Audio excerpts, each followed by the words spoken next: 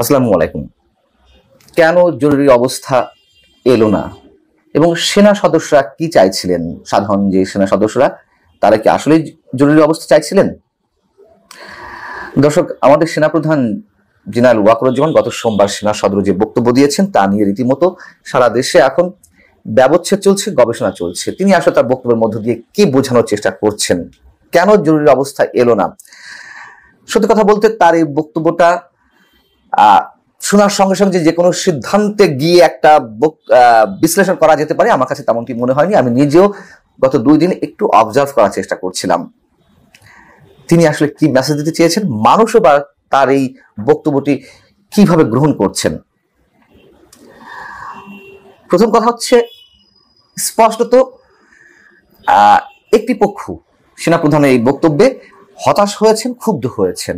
আরেকটি পক্ষ আপাতত উপর দিয়ে একটু খুশি খুশি ভাব দেখালেও তারা ভেতরে ভেতরে আতঙ্কগ্রস্ত হয়ে আছেন। কারা হতাশ হয়েছেন, ক্ষুব্ধ হয়েছেন?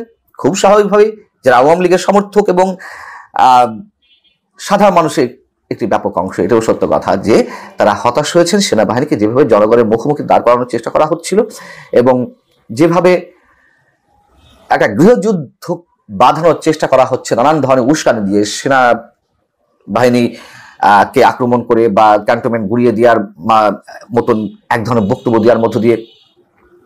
অথচ সাধারণ মানুষ এগুলো আর নিতে পারছে না।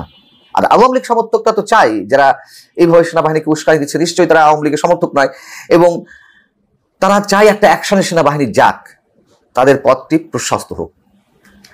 আর যে পক্ষ মোটামুটি এখন একটু ফুরফুরে মেজাজে রয়েছে কিন্তু আতঙ্কগ্রস্ত, তারা কারা? যারা এই কাজগুলো করছিল, সেনাবাহিনীকে উদ্দেশ্য করে সেনাবাহিনীকে একেবারে খেলো করার চেষ্টা করছিল, তারা প্রথম দিকে একটু ভয়ে ছিল যে সেনাবাহিনী কি ধরনের অ্যাকশনে যায়। যেহেতু যায়নি কোনো ধরনের অ্যাকশনে, খুব স্বাভাবিকভাবে তারা একটু ফুরফুর মেজাজ আছে। কিন্তু আমি নিশ্চিত তারা একটা আতঙ্কের মধ্যে আছে যে সেনাবাহিনীর এই ভূমিকায় শেষ পর্যন্ত থাকবে না, যেটি চলে আসছিল, যে অস্থিরতা চলে আসছিল সেটি যদি কন্টিনিউ করা হয়। এবার আসি যে কেন সেনাপ্রধান এই বক্তব্যটি দিলেন। সেনা সদস্যরা কি জরুরি অবস্থা চাইছিলেন? আমি যতদূর জানি সাধারণ সেনা সদস্যরা জরুরি অবস্থা চাইছিলেন। এটা আমার সোর্সে ভুল থাকতে পারে, আমার ইনফরমেশনে ভুল থাকতে পারে, আমি যতটুকু জানি যে তারা চাইছিলেন। কেন চাইছিলেন? দেখুন, সবারই একটা গার্ডস থাকে, আত্মমর্যাদা থাকে। বারবার অহেতুক কাউকে আক্রমণ করে কথা বললে অনেকেই সেগুলো স্বাভাবিকভাবে সহ্য করতে পারে না। পুলিশের মনোবল যেভাবে ভেঙে দেওয়া হয়েছে, খোঁজ নিয়ে দেখুন, পুলিশ হয়তো এখনো পর্যন্ত তাদের আত্মমর্যাদা এবং সম্পূর্ণ মনোবল নিয়ে মাঠে নামতে পারেনি, কিন্তু তারা কি হীনমন্যতায় ভুগছে না?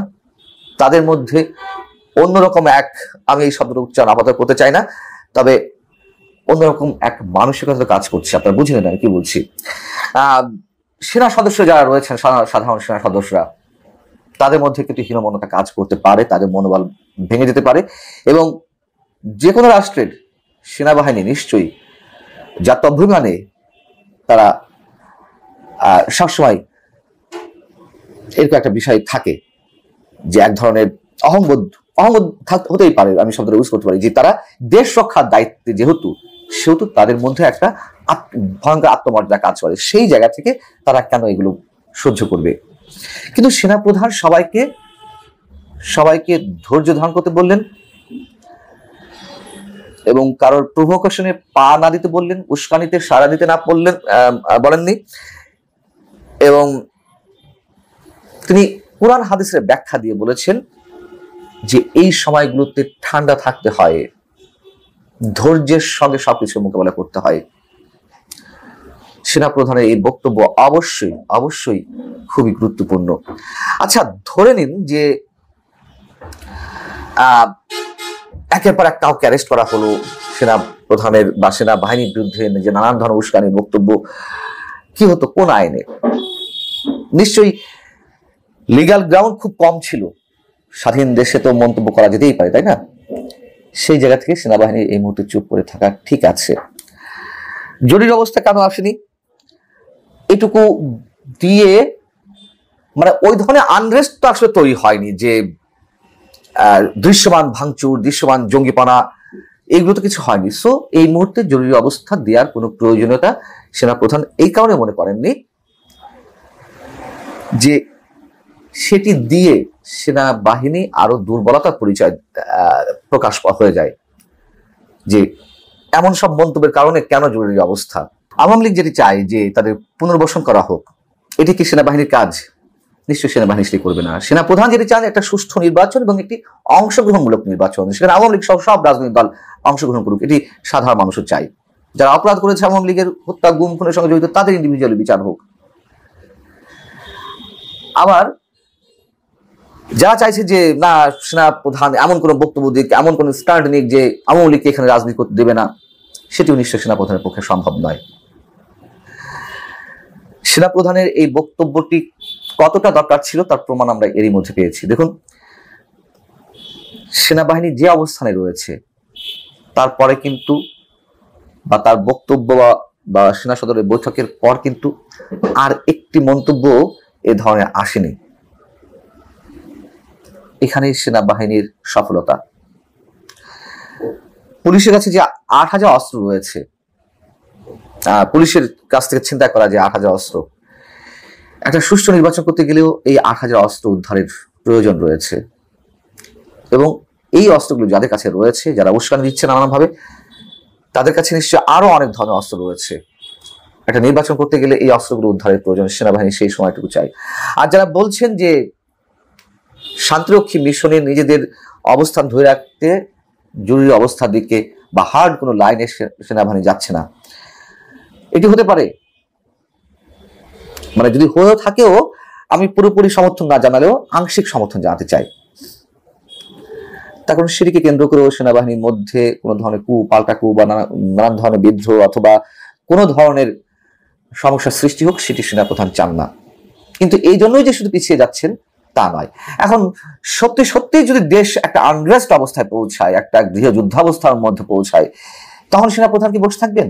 সেনাবাহিনী বসে থাকবে? এবং তখন যদি জরুরি অবস্থা দেওয়া হয় একেবারে ক্রুশিয়াল মোমেন্টে, তখন জাতিসংঘ কি বলবে না তোমরা ইচ্ছাকৃতভাবে জরুরি অবস্থা দিয়েছো, বা তোমরা আসলে তোমাদের এই ভূমিকার পিছনে লিগ্যাল কোনো গ্রাউন্ড নেই, যৌক্তিক কোনো গ্রাউন্ড নেই, সেনা সদস্যদেরকে শান্তিরক্ষা মিশনে নিয়ে বাদ দিয়ে দেবে? সেটি তো নয়। সেনাবাহিনী তো আগে নিজের দেশের স্বাধীনতা সার্বভৌমত্ব রক্ষা করবে, তারপরে অন্য দেশের স্বাধীনতা সার্বভৌমত্ব রক্ষা করবে, এটুকু তো নিশ্চয়ই তারা বুঝবে জাতিসংঘ। অতএব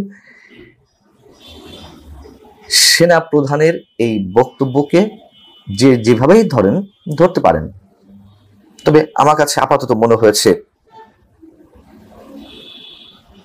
অবশ্যই এই মুহূর্তে তার বক্তব্যটি যথেষ্ট তাৎপর্যপূর্ণ এবং ইঙ্গিতময়। তিনি সরাসরি কোনো অ্যাকশনে যাননি বিধায় আগামীতে এই ধরনের কোনো সিচুয়েশন আরো ভয়ঙ্কর আকারে দেখা দিলে কোনো ধরনের অ্যাকশনে তিনি যাবেন না, বিষয়টি মনে করার কোনো কারণ নেই। আল্লাহ হাফেজ, ভালো থাকুন সবাই।